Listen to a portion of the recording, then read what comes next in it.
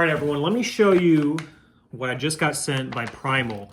These are grass-fed beef mini meatballs. They are single ingredient, organic, grass-fed beef. These are great for Whole30, paleo friendly, they're gluten-free, and you can eat them right out of the package. They don't need to be refrigerated prior to opening them, but once you open them, you do need to refrigerate them.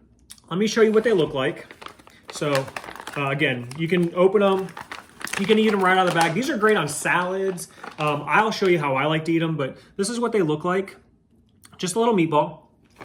By themselves, it just tastes like just basic beef. One thing I like to do with these is I like to heat them up for about a minute. Cover them with my favorite barbecue sauce or sauce, dressing. It's 30 grams of protein per serving.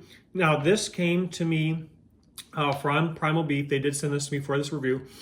And I'm super excited because this is a 8-pack. They come in different sizes or different counts, flavor profiles. So I would highly recommend this Primal grass-fed beef mini meatball, 30 grams per serving. That's my review.